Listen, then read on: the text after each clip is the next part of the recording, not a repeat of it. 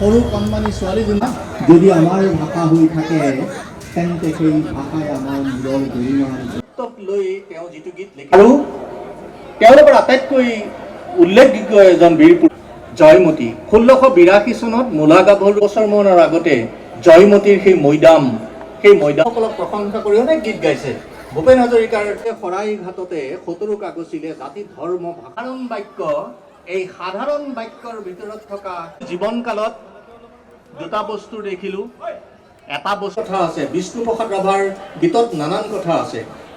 তাহানি লাচিতে এৰি থৈ যোৱাৰে পৰা জননীৰ দুখ লঘু লাঞ্ছনা দি বেজাৰ আজিও নকৰিলোঁ কোনোবা পুৰুষে সহিলেও আমাৰ যে নসহে গা আজিৰ ডেকালুৰাই জীৱন পণ কৰিছে আজিৰ ডেকালুৰাই জীৱন পণ কৰিছে তেজেৰে বলিশাল জানে বুৰাই।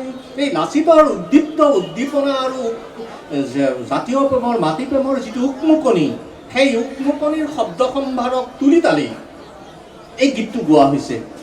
হয়, আমি প্ৰত্যেক বছৰৰ জানুৱাৰী 31 তাৰিখৰ দিনাখন মেডাম মেফি উদযাপন কৰিটো আমাৰ 67তম মেডাম মেফি আমি উদযাপন কৰিছোঁ আমাৰ এই পূব গুৱাহাটী টাই সাংস্কৃতিক সমাজৰ এই উদ্যানত। আৰু মেডাম মেফিটো আমি উদযাপন কৰোঁ। আমি এইখন হ'ল আমাৰ এখন সমজুৱা কি বুলি ক'ম আপোনাৰ সকাম। আমাৰ পূৰ্বপুৰুষৰ সকামখিনি আমি যিমানখিনি আমাৰ পূৰ্বপুৰুষ সকলোকে আমি ইয়াতে স্মৰণ কৰোঁ। তেওঁলোকৰ যোনটো আত্মা আছে তেওঁ মানে দেৱতা হৈ যাব কাৰণে আমি তাৰে প্ৰাৰ্থনা কৰোঁ।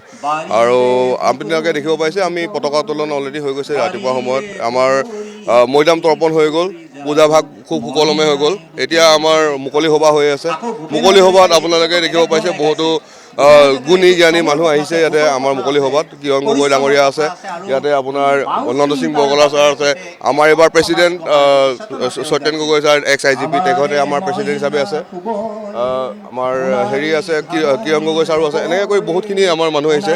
তো আমি এই মুকলি সভাত আমি দেখিব পাইছোঁ যে খুব ধুনীয়া ধুনীয়া কথা লৈ আলোচনা হৈ আছে। বৰ্তমান ৰাজনৈতিক পৰিস্থিতি লৈ পেলাই আলোচনা হৈ আছে। কিয় হৈ আছে আজিৰ দেশত আমি দেখিব পাইছোঁ যে ৰাজনৈতিক দিশটো অসমৰ খুব এটা ভাল জেগাত নাই। কাৰণ আহোমে সদায় অসমখনক একেলগ কৰি পেলাই বৰ অসম গঢ়িছিলে।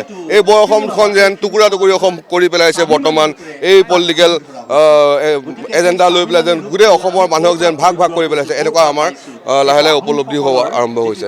তো এনেকুৱা ধৰণৰ কথা লৈ পেলাই খুব ধুনীয়া এখন আলোচনী সভা হৈছে, এটা মুকলি সভা হৈছে। ইয়াৰ পিছত আমাৰ খোৱা বোৱাৰ অকণমান ব্যৱস্থা আছে আৰু অন্তিম পৰ্যায়ত আমি ইয়াতে 101 গছ চাকি জ্বলাই পেলাই আমি গোটেই প্ৰগ্ৰামটো সমাপ্ত কৰিম।